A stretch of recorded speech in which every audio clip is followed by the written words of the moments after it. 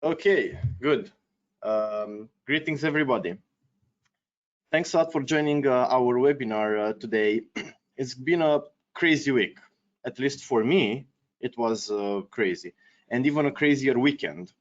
Hopefully, tomorrow I will sleep, like I will just sleep. What about you guys? Marco and Mark, welcome. Hello. Thank you very much. It was definitely tough days, days and nights. Yep. Lot of data to analyze, a lot of stuff going on. So really exciting week. So thanks a lot, guys, for making this happen, for joining me today. We will be talking about the crazy log4j vulnerability that was all around publicly on the internet. It was like on Twitter. It was on fire. The internet was on fire. So without any further delay, let's start our webinar. Just a few words about our team. For those of you who don't know us, we are we are called GREAT, Global Research and Analysis Team. We are for almost 12 years now, even 13 years now. We are specialized in researching and identifying like very complex malware and APT, like uncovering like attacks from APT groups. We are also doing research on big threats against banks, against financial institutions. We're also doing some research on IoT devices, and we will be talking about this one a little bit later. You might know us from our SaaS presentations, and also we are globally distributed. So this means that we are a team of which never sleeps. So enough about us. Marco here is director of GREAT Europe, and also Mark is my colleague from Spain. And you want to say something also? Nothing else. We're gonna start if you want. We can start, yeah. Let's go.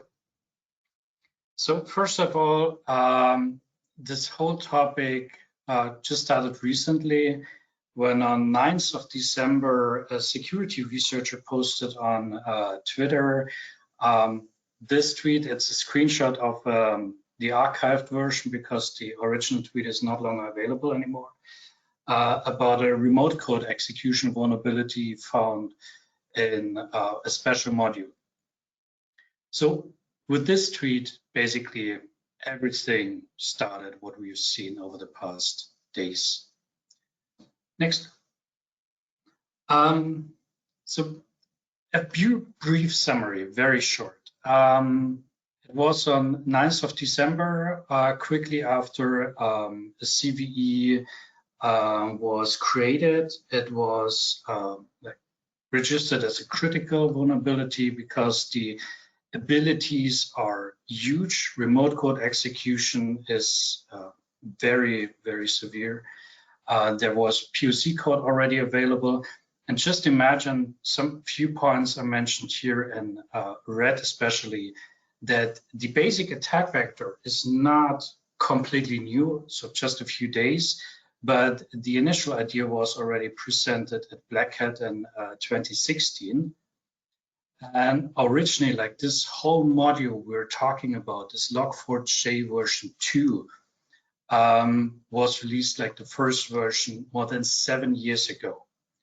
That long, basically, such kind like this vulnerability have been live and was just now like known to the public and being publicly exploited as we see it. So just as CVE 2021-44228.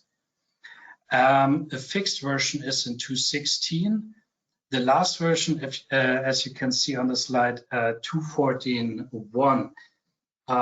That was where basically this exploit got known publicly. And in between, there was this 2.15 version created, several release candidates of that, which sadly, next, went to new CVE in the meantime. So The thought fix for 44228, like the original vulnerability, led to a 45046 vulnerability, also remote code execution. There's also POC code available. It's also critical. And both of these CVEs get fixed with 2.16. The problem here was that in the meantime, after the first release of this vulnerability, people started patching as possible to the next version, which was 2.15, and now are demanded again to patch to the final version, currently 2.16, in order to really have protection against both.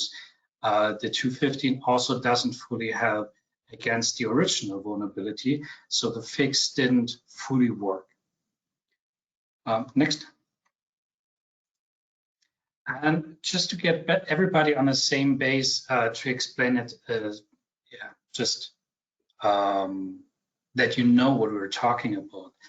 The exploit is in a certain method of the log4j class. It's the Java naming and directory interface, JIND, which basically enables programmers to have kind of an in Java API where with a certain call, remote commands and remote objects can be processed.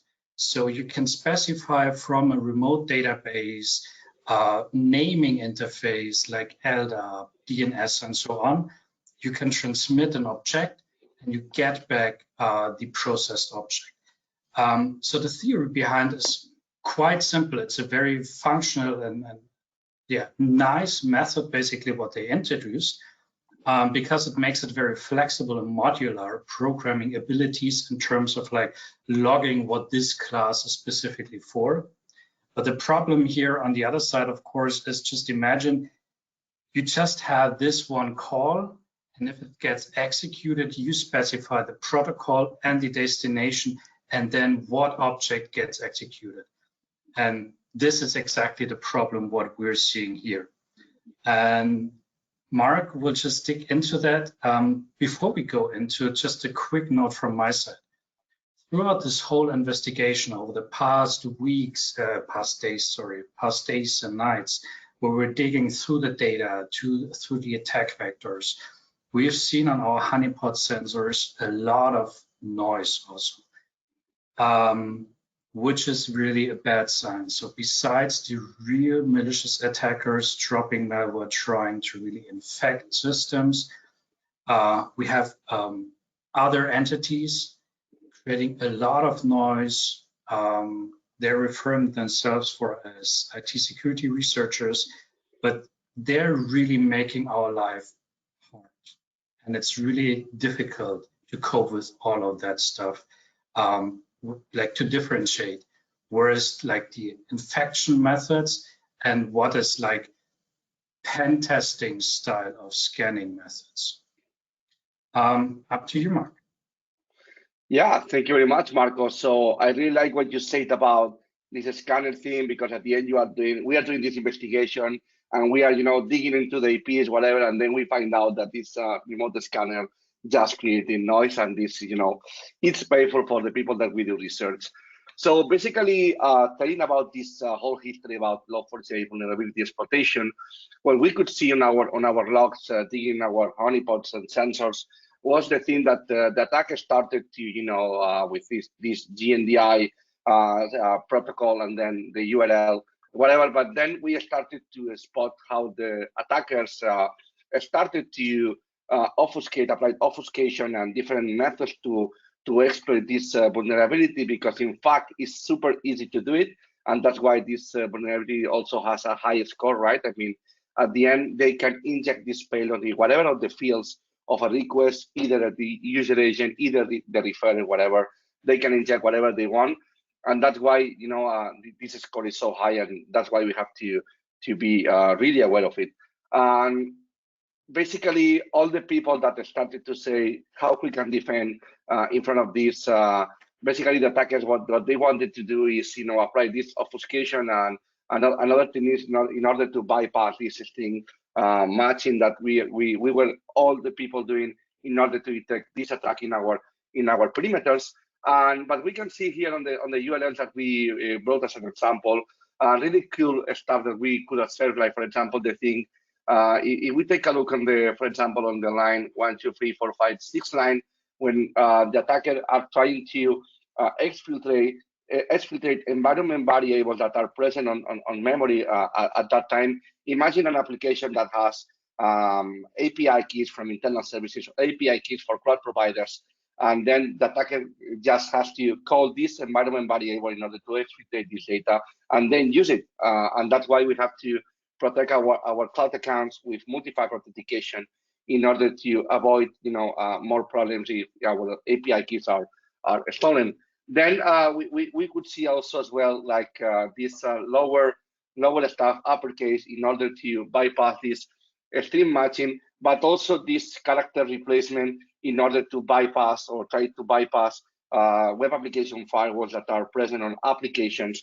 And these are some of the cool methods that we observed. Basically, we could see in our logs requests for DNS, LDAP, and also remote method invocation as well. That's the thing that we that arrived to our honeypots.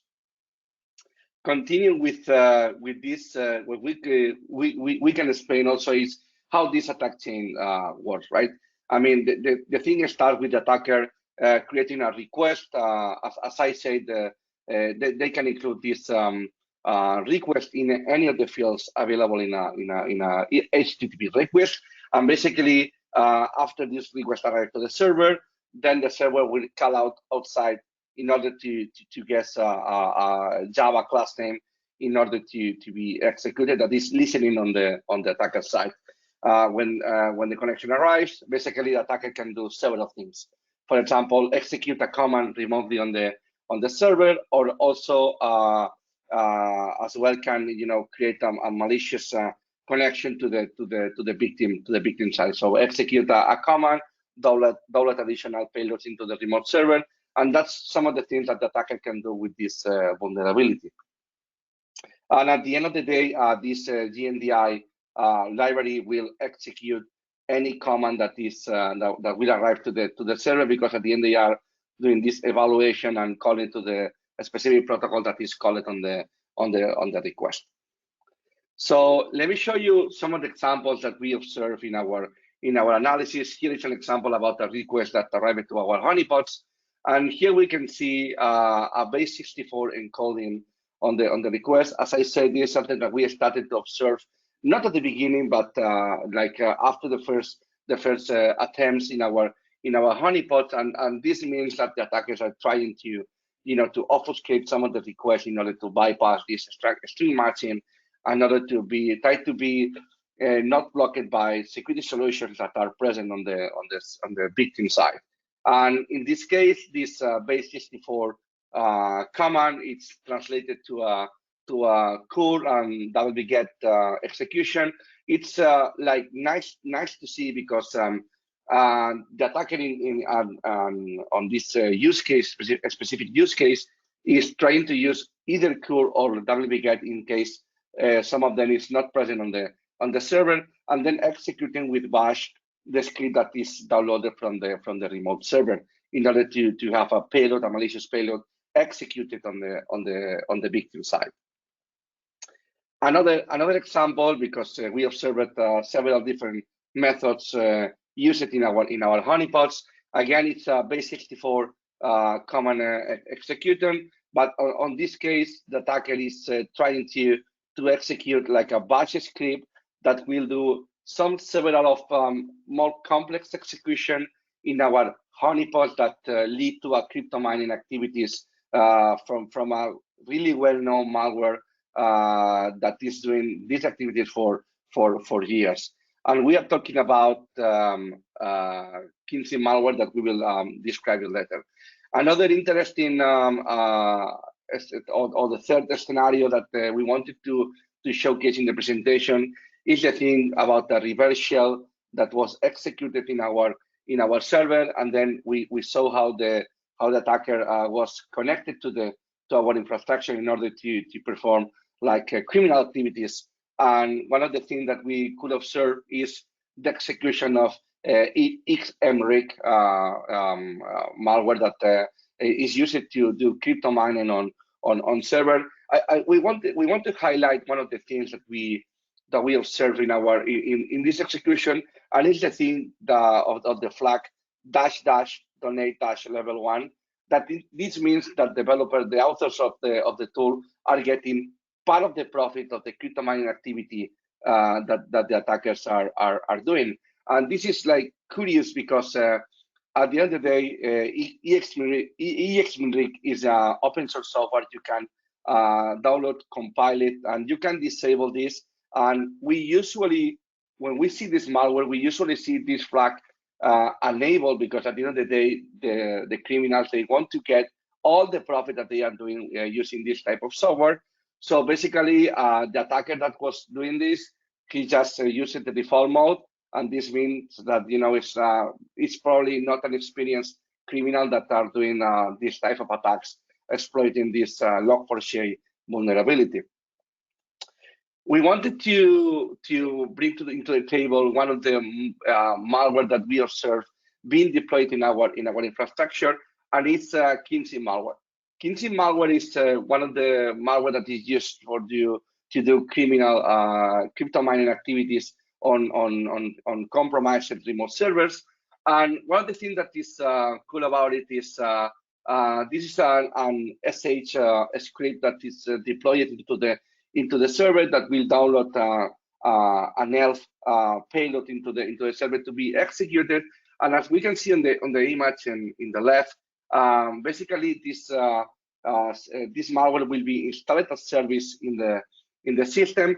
And we also use a file that is called libsystem, that is a rootkit that is always executed with Kinsey in order to hide their activity. So basically, the crypto miner will be running the system, but if the system administrator or the DevOps guy is trying to figure out what's going on the server, and he will do like ps or htop or elseoff commands on the server, he couldn't not decide what's going on, because this rootkit will take care to hide the activity on the process list and also on the network connection on the system, because it's running together with a rootkit in the system.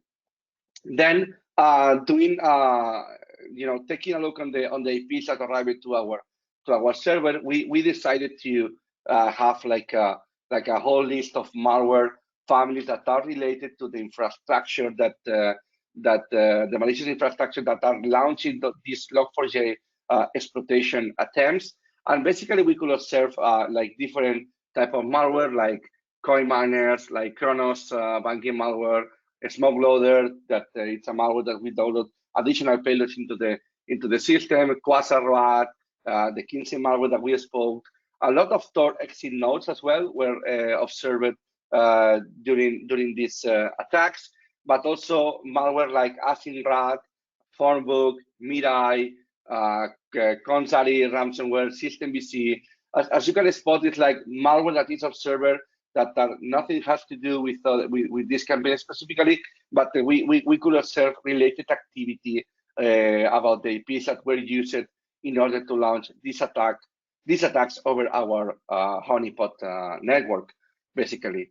And this, as a summary, this is the malware that we could observe. So right now, we'll pass the mic to my colleague Dan Demeter in order to explain in terms of statistics what we could observe. Okay, I hope you can hear me. So the idea is, once Mark made an overview of how these attacks works and what we've seen in our honeypots in our telemetry. The idea is we wanted to see like, okay, what are the most active hosts probing it and from which countries they come from. And here you see a flow chart, a map with attacking hosts from which countries. And now it's a really difficult discussion, mostly because we've seen a few, like a bunch of hosts, like less than 10, doing a lot of scans and a lot of requests. And this is problematic because we have like a lot of noise, let's say a lot of noise in our logs. Of course, malicious actors are also trying to probe, scan, verify, and also legitimate researcher machines are also scanning the internet. So what you can see here is you can see a map of servers from which countries which are probing our sensor systems. If we look at this distribution of the requests from my next slide, you'll see that this is a more interesting graph overview. And now in our sensors and in our telemetry, we've sliced the period from 10th of December up until yesterday, because this is where we when we gathered and prepared our webinar data. Now, what's interesting is that one day after the tweet, starting from midnight, like 2 or 3 hours after the tweet was published, people started picking it up, and then scanners were launched, and we can see like just a bit shy of requests starting to happen in the beginning of the 10th of December. And then it peaks to around like 1.6, 1.7 K requests in the following 12 hours. And then it kind of stays like that, goes down, and then like we see another wave of requests specifically for this log4j vulnerability.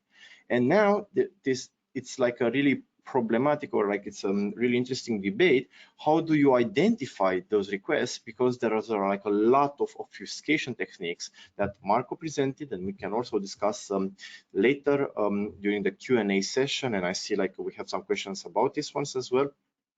So we tried to identify, we tried to tag as many exploits as possible, and this is the graphic we are seeing right now.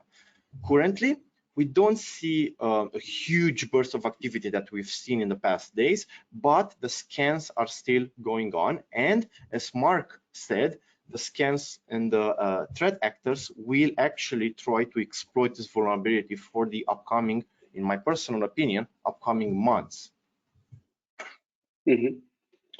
So let's talk about mitigations and what the companies or individuals that are protecting assets can do in order to have their their perimeter, their assets more protected. So basically, first of all, is get to know if you have log4j running.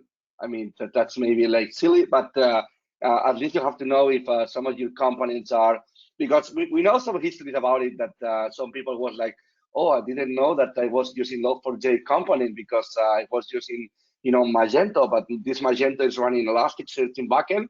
So at the end of the day, you are using this component. So it's something that you have to identify in your inventory, your assets. If you have log4j running software, then you have to figure out the version, and then if you can, of course, update. I mean, this is something that is like mandatory to do. You can do it. Update to the latest version. And be aware about if the latest version contains any known vulnerability. We can later tell a nice history, Mr. Mark or Mr. Dan, about it. Some people updated to the wrong version. And also, of course, the community already released several tools in order to check logs. We have some colleagues in the industry that released some tools in order to check if your company was like hit by log4j. Of course, you are, because we saw a lot of scanners scanning all the internet, so you will find out traces for sure. And also, if you can patch, if you can update to the latest version, one of the things that you can do is follow like the best advices from Apache.org that released some of the countermeasures that you can apply in order to mitigate the exploitation. We can discuss about that in the Q&A session, because maybe people is interested to do it. I don't know if Marco or Dan, you want to comment something about this? Now we have in the next slides we have some more concrete steps. This is just a base overview. Mhm. Maybe let's just continue. I mean, on the checking your software, which is of course the first step, there are some public lists where you can simply go through and see what software you're using. You check and you see if they're vulnerable or not vulnerable, if there's a fix or whatever. You can go through this list, but you can also do a more active approach and scan your network and see what's going on. The important point here is local scanning. Please don't start another mass scan for the whole internet, because that will just make more headache for us. And the thing what Mark just pointed out is very important. Maybe it's not the first software you're using, but some dependency later on. And this is something you really have to check and to dig into. Check your packet managers, dependencies list, use find or whatever, because you may have a certain product, service, system in front, but in the back end, there may be a lot of different components like databases, Java applications, which have this module integrated and enabled, even though it's not used. That's an important point. That when it's like integrated and it could be triggered, that's then problematic. There have been a lot of discussions about that. Besides that, we also have here a full list of different abilities when you want to like identify potential intrusions, log checking, block lists also by Mr. Kosten and Marcus Nice. They put together a very nice collection of IOCs for your block lists, also from other certs and third parties. You can use, there are many good open source and open information and tools and lists to go into these steps. We try to give something to the community in order to find out if they were compromised or not, and that's why the big cost in Rayo is sharing this indicator of compromise on the GitHub. So feel free to clone it and to cross check in your logs. You have some of the hits on the IPs that he's sharing with everyone. So let's go next, talking about the second action plan. So basically, as we said, install updates, install the latest patch of the software. Make sure that the latest version doesn't contain any vulnerability that can affect you. And maybe Marco, Dan, we can explain to everybody some of the things that the people started to do when this whole history started, that people became crazy, like updating to the wrong version of log4j. Maybe Marco, you want to explain the history? Yeah, exactly. That was the point. Like there were two streams basically going on. First, there was this release candidate versions at 2.15, and many people tried to directly jump on that and install 2.15. As you've seen previously, what I mentioned in the beginning, there was another CVE, like another vulnerability introduced, also with remote code execution abilities. So that was a very tricky situation. So this patch made it worse. And people were really waiting for this final 2.16 version, and they needed to do another update. And just imagine we're talking about servers. We're talking about essential and problematic critical infrastructure nodes partly. Like there's so many different systems involved into that. So installing patches is not always an easy thing. So defenders in terms of patching really had a hard time over the past days. There were some also false information kind of methods to do, like people distributed, yeah, when you just remove certain strings, certain methods, then it's cool. No, it was not, because it was not happening against certain other methods which were used by the attackers. Then we had recommendations here: simply use a web application firewall, do a scanning for the patterns. Of course, the attackers, as Mark showed before, had a lot of different modifications. Like even these examples, what we showed in the slides before, is just a small portion of the mass of different modifications which are able to do, and just trying to have like matching rules to identify that you basically won't do anything else anymore, and just trying to catch up with the bad guys. That's definitely not the right approach. So patching or using the further mitigation methods, Apache lines some out on their security side dedicated for these topics for the different CVEs. What you may do if you really cannot patch, or if you're waiting for the patch by your software vendor or appliance vendor or whatever. Mm-hmm. That's interesting. Go ahead, Mr. Dan. I just wanted to add that we have some questions from our audience regarding like what can I do if I have like my Linux server, like how do I patch, and just like the easiest and the like fastest fix would be to update your software repository and then to download the latest updates, because there are the updates, the versions which are like fully patched against this like 0 days are currently on the repositories. You just need to update your systems and just like install security updates, automatic security updates for your Linux machines. I don't have a lot of experience for the Windows machines, but this would be like the first starting point, at least, in order to try to mitigate some of your vulnerable servers. Mm-hmm.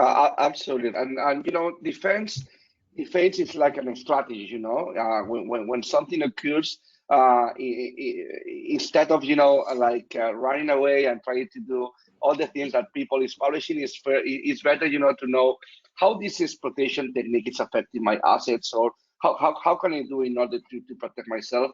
And there are some simple things that you can do in order to try to reduce attack surface that I have on my assets. Like for example, like control a really simple solution. Control the output connections that my servers are having to models, for example.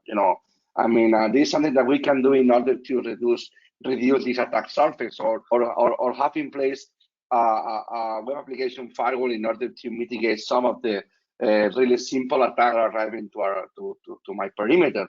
These are some of the things that we can do in order to protect our assets. So basically, the people that is using Kaspersky products, they are protected with these verdicts that we can find out on the presentation. So we do to check them. And as latest slide, we decided to include like a lot of references in order to give the people more material in order to know more about this log4j vulnerability. There are also our Twitter accounts. Feel free to follow us. We are publishing information about this in a daily basis, like some other colleagues from the industry. And I don't know, Danny, we can go maybe to the Q&A session. Yes, I just want to tell our audience that if they want to monitor and if they want to gain an overview of attacks against their networks, we offer a partnership. It doesn't involve like any money or something. It's just like a research partnership where we run honeypots. So if you have like spare IP spaces, or if you have like any machines or any like public servers that you want to run honeypots on, and you don't have the knowledge on the infrastructure or the processing power to run honeypots, you can partner with us. In the next slide, you will see an email address where you can contact us and where you can get in touch with me, with Marco, with Mark, and we can tell you how we can do a partnership where we can like set up, install honeypots in your network, and we alert you of any vulnerable, any like low attackers, passwords, log4j attempts, whatever we find in there.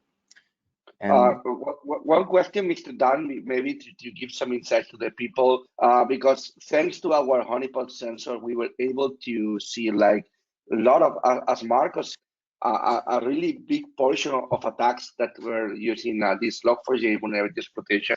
And at the end, you have sensors distributed worldwide. You have a really inside capabilities to observe what's going on and what is arriving to our perimeter. So this is really cool. People can join to the initiative and share data with us, and we can share them as well, based on what we can observe based on our networks.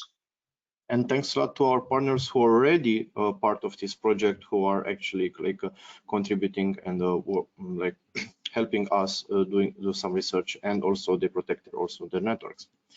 With this being said, I think we can go to the Q&A session, because we do have some questions.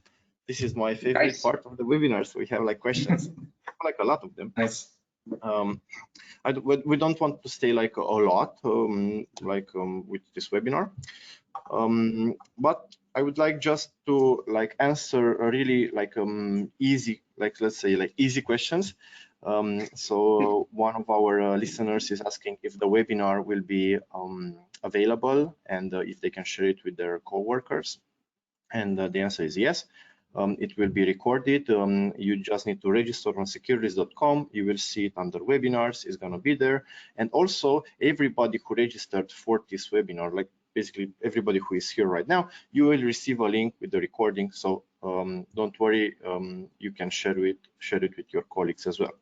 So this is the first one, and the slides will be shared as well. And the slides, yes. Another question, like we have, if Kaspersky is providing free IDS rules, and the answer is yes and no. We do provide some snort rules with some of our like blog posts in some of them, but we do provide for all our private reports or our threat intelligence reports. We do provide for all of them IDS rules, but they are not free.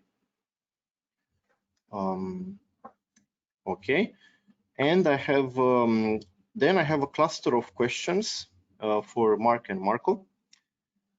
So the first question is if there is a way to check if vulnerability exists in third-party libraries, and I'm talking about projects that are built without Java but might have some dependencies. And then this one is also related to another question, which says, if I have, by just having Java 8 installed on the machine, it doesn't necessarily mean we have the log4j exploit, right? So would you like to answer these two questions? Do you want to go, Marco, or should I go? I can just say something, or you jump in. Okay, I said something that you can complement.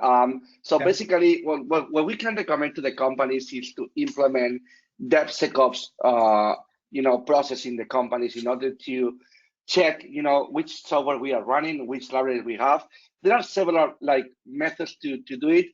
We can use like SaaS software, like I say one open source thing, or SonarQube, for example, can be used in order to scan your code, in order to find not only vulnerabilities, but also vulnerable components that are used in your software. This is something that the companies can do in order to check, hey, can I be affected with this?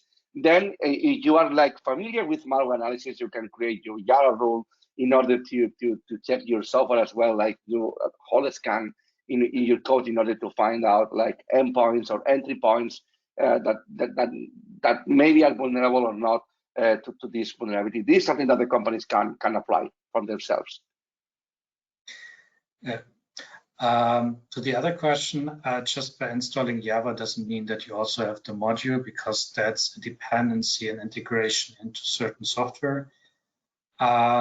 We have on the slide action plan 1, there are, besides the lists of software you can check, there are also some links for scanners and regex you can just use to scan your local systems if you're not sure about that, or if you want to double check. So that's definitely recommended if you have any doubts. Better to stay secure, because so far it's estimated that we will see attacks on this going on for a longer time. It's not just a few days or weeks, because it's so easy to exploit and so easy to get into.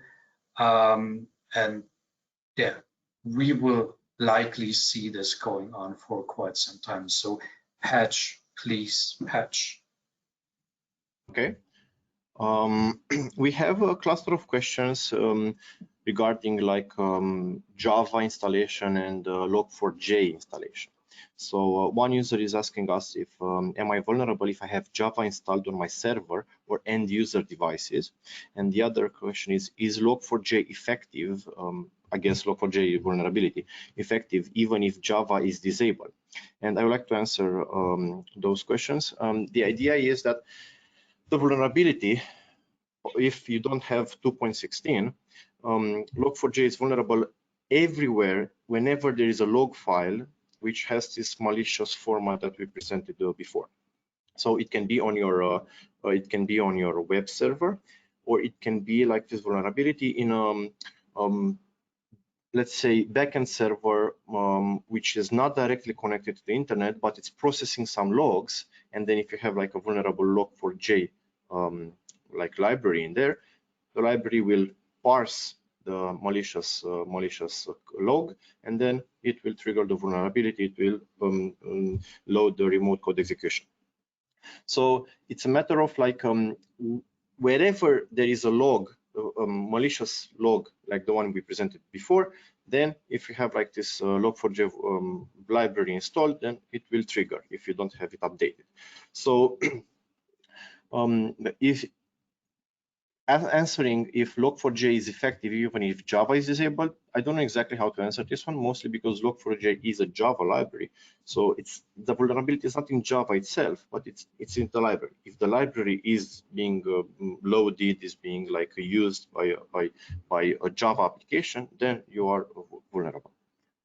Yeah, exactly, Mr. Dan. I mean, at the end, it doesn't matter if the system has or not Java enabled or it's running or not, because it's a library that is used by other list of software. We have a complete list published on GitHub. We referenced the URL on our slides as well.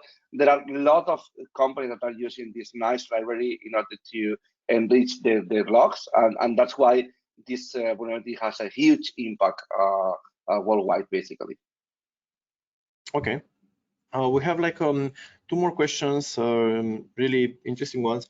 First one is it safe to use version 1.x, the like latest one version? And am I safe by only removing the JNDI lookup class from log4j? I think this was kind of an advice in the early days when people didn't know exactly how to remediate this one. So what do you think? Regarding the second question, I will address this. Yeah, I mean, at the end, the vulnerability it's exploited doing this lookup functionality, and this is something that was advised by some of the colleagues in the industry. Like, if you can patch, one of the things that you can do is disable this functionality on GNDI in order to on log4j in order to not be affected. And also, some of the things that are enabled by default in all the software that has this Java Security Manager enabled, that is disabled some of these, let's say, dangerous functionalities that can lead to an exploitation in your software. I let Marco to reply to the first question. If you follow the exact suggestion from the Apache security team on that, you can do that. That's like one of the mitigation methods if you cannot patch. There are a few other different kind of commands which were suggested, which should not be done because they may not help. Please follow the official guides. Version 1 of the log4j is not affected, but the version 1 is already outdated for quite some time because the support was disabled. So even though not being vulnerable for this specific vulnerability, you may have other potential security risks going with like older versions. So doing backport to version 1 is probably a bad advice in this case. So please go further with like the newest version, because then you get like updates, security updates. You will not get with version 1 anymore for quite some time already. I've also pasted in the answer box the link to the logingapache.org security HTML, where they actually say that log4j 1.x mitigation is not impacted. 1.x is not impacted, but again, I completely agree with what Marco said. Okay, we have an interesting question now. Looking back at the logs that Marco presented, have you seen exploitation using directly log4j as something like $attack code without using any JNDI stuff? So without using the LDAP server.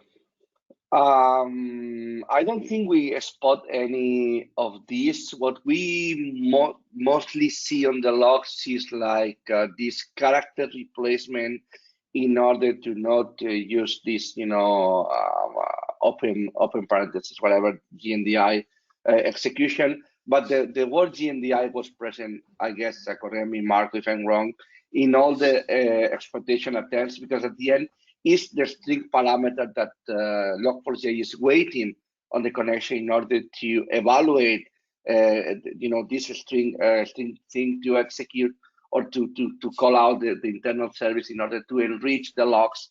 The library is was created for that, so it's waiting for this GNDI prefix in order to do whatever the library has to do.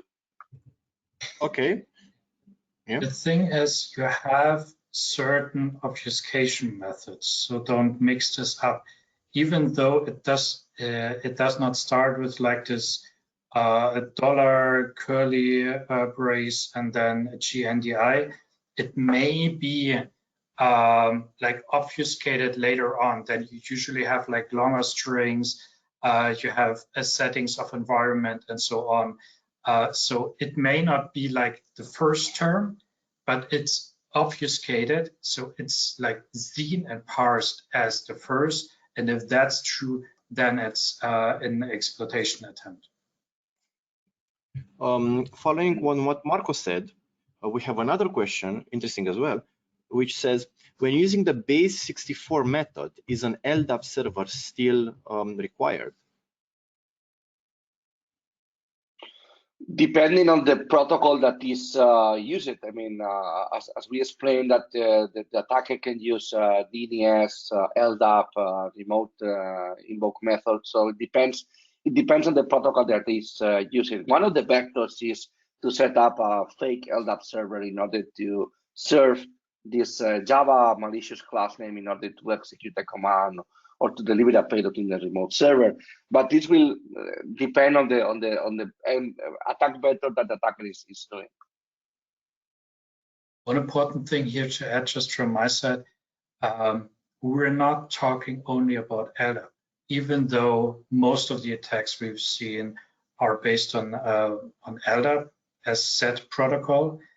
But you have a huge variety of different protocols which can be used with GNDI, like DNS, for example. You have the RMI, what we had, what was shown before. Like there are many different methods which can be used and are not based or bound to any LDAP instance whatsoever. Very easy to exploit. So even cases where the attacker doesn't have to create another remote server while directly going into or using public resources. Mm-hmm. And it's important to tell the people, I think, colleagues, that these exfiltration capabilities that the attackers can do, malicious threat actors can do with this vulnerability is, those threat actors can be exploiting this vulnerability and exfiltrating important data and sensitive data from companies with this technique, and could be like, okay, nothing, no crypto miner, no ransomware, no Trojan was executed, but pay attention, because maybe the attackers are exfiltrating data from your assets, doing this using this lineage protocol combined with this log4j exploitation. Okay, thank you. We have a question from one of our audience asking if there is a way to check if the vulnerability exists on a server. And I think we did answer this one in our like late slides. I think the question came before we had the slides, so I'm gonna just mark it as answered. And then we have another question which says, if the server does not have internet access, it cannot access the outside malicious URL, and will this vulnerability. What do you think about this? Like servers, like a log4j instances on a servers which don't have like outbound internet connections.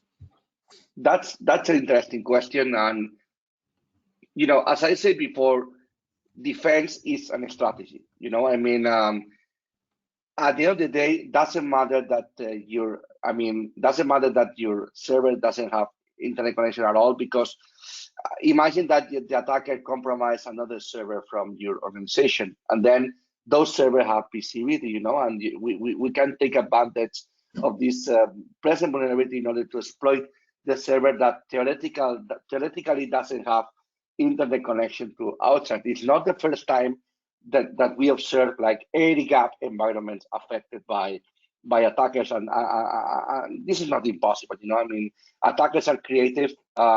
We have to ensure security in our perimeter, but also internally following, I don't know, zero trust model, whatever the company wants to apply, basically. But we have to patch the server, and doesn't matter that doesn't have internet connection, to be honest, in my opinion. Okay. Then we have a question that I can answer, which says, on maps and graphs of hits, it shows exploits or exploits plus scans. How can you differ both? Well, I think this is a really good question. And the graph that we showed were only exploits, like exploits attempts. And if we wanted to show also the scans that we receive in our honeypots, I can actually say from the memory that we have around 200 to 300,000 like hits per day in our web honeypot. So now on the 9th and on the 10th of December, the whole day we had 1.8 million hits. And then there's like this huge peak, and then like it kind of lowered down, and then we kind of now still we are around like 300K hits per day. So clearly there was a spike. From that spike, we extracted using Marco magic, kung fu searches, searching techniques, fuzzing and stuff like that. And using his queries, we tried to find in the logs like exploit attempts, and the graph that we showed you is the graph with the exploits only. So there's like 1.6K that I showed like happened on the 10th of December were only like exploits, like which we kind of manually verified, like we looked at them and there was like malicious code. So this is like answering the question. Let's go next to a cluster of questions about IoT devices, and the questions are: did you see any vulnerabilities in IoT devices? And the second one is: are IoT devices could IoT devices be vulnerable to log4j vulnerability? Who wants to answer this one? That's a very easy question, to be honest. So it doesn't matter what kind of device it is. When you have a Java application where log4j module is loaded, active, then it could be exploited if it's the vulnerable version. And I've seen reports, I couldn't verify yet because I don't have like that huge setting of devices at home. But it's I have seen reports that certain IoT kind of devices have Java enabled, like Java software running with this module are now vulnerable.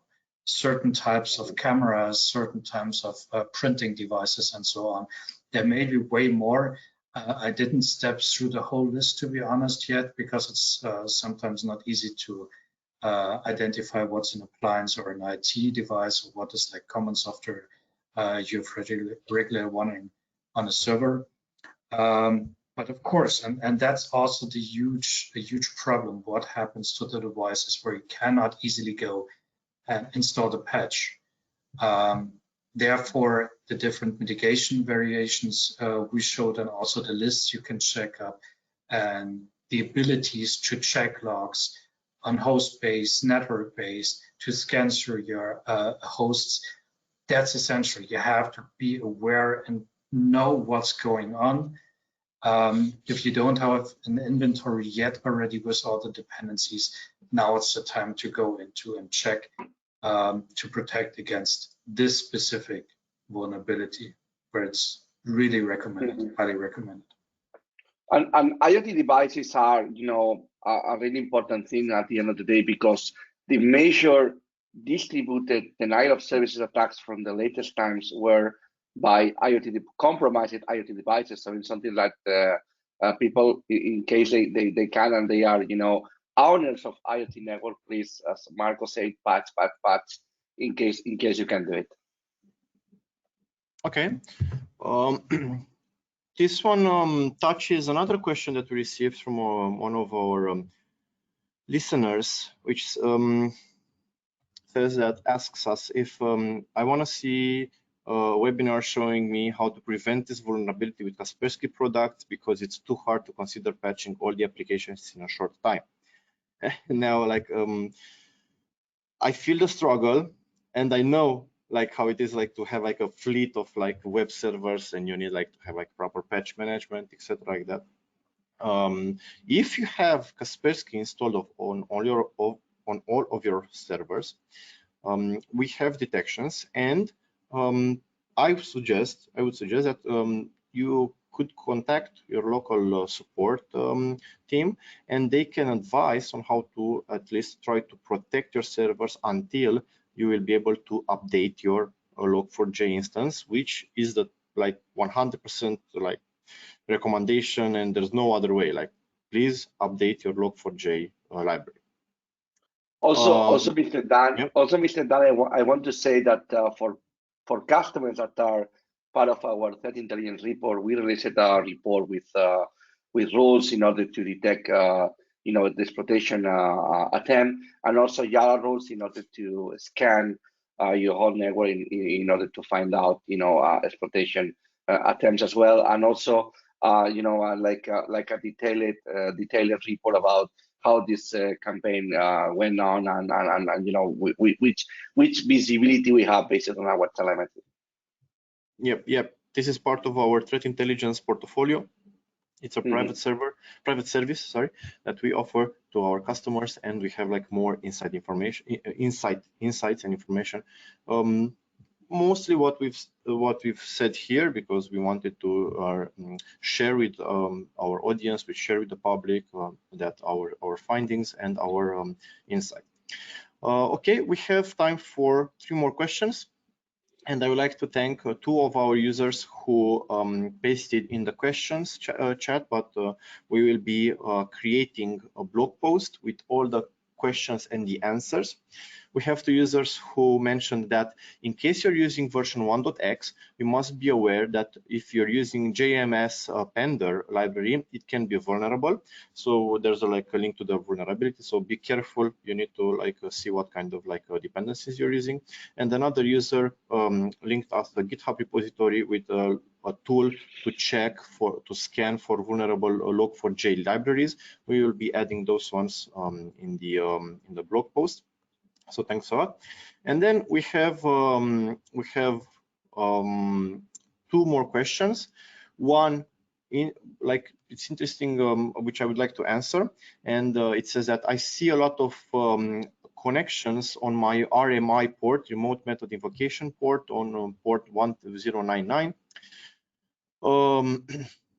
and basically these questions, is this type of traffic normal? Really, the first time I have looked specifically for it.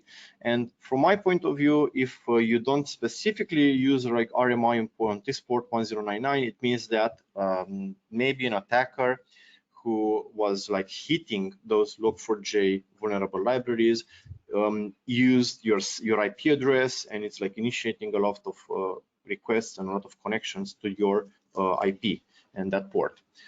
This traffic is not normal, and maybe you should investigate, or if you don't know what to do with it, at least block it.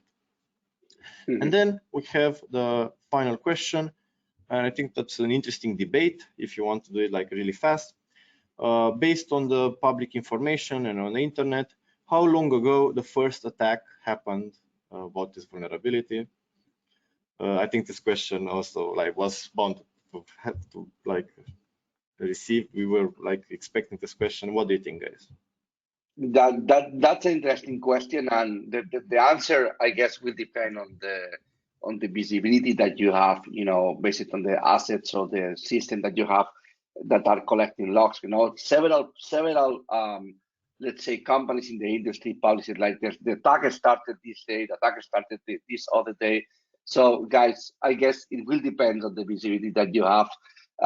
People or companies that are running like massive software like CDNs or like web application firewalls used worldwide, they will have such a big overview or big or a nice insights about when the attack started. But yeah, you know, people speaks about the first day of December, right? We in our logs we started to see attacks on 10 December done, I guess, was the first day. So it depends a bit. The thing is that, you know, this scanner thing, you know, ruined a bit our research because we tried to determine which were attacks or which were scanning attempts. So it will depend a bit on the visibility that you have and the telemetry that you have available. Yes. Also, I mean, as I showed in the first slide, I mean, this vulnerability is theoretically there for more than 7 years when the first version with that integration was released. It's difficult to really say something about when this really have been exploited the first time. We saw the first attacks on our sensors 10th of December. We don't have any data to confirm any date before that, but also no indication to deny that it could have been earlier, of course. But we only see what we have data for. Mm-hmm. Absolutely. Well, with this being said, I think we do not have any other questions. I would like to thank Mr. Marco and Mr. Mark for joining me today. I hope it was interesting, and hopefully no more vulnerabilities until the end of the year. Please, let's have like a nice Christmas. Like holidays. It's been 1 year since SolarWinds, no? I don't know exactly the dates. Yeah, it was in December 2020, no? Like 1 year, yeah, like yeah. 1 year ago. So it seems that like every year at the end we have like a major like crisis, major like 0-day release. You know? Do you think the next December we will have something, Mr. Dan? Maybe we will join together as well to speak about the next massive vulnerability exploitation attempt. You know, it's crazy. It's kind of like contradictory for me, because you know, like vulnerabilities being released, like we have to do research, we have to identify exploits, threats. This is our job, no? So like it's kind of like I would like to see some, but on the other hand, I would like to just like, you know, like let's just have like some really like secure code and like secure applications, and like hopefully nothing gets like hacked. Yeah, it's something that is very contradictory for me. Yeah, please, no more ransomware on Friday, and no more you know, massive vulnerabilities because we are at the end of the year, okay? So let's not have it. So Yeah, thanks a nice. lot. I hope it was interesting. Have a nice evening, have a nice morning, have a nice afternoon, great weekend, and happy holidays. Thanks, everybody. Bye-bye. Thanks, Dan. Bye-bye. Thanks, Bye. Dan. Thanks, Marco. Bye-bye.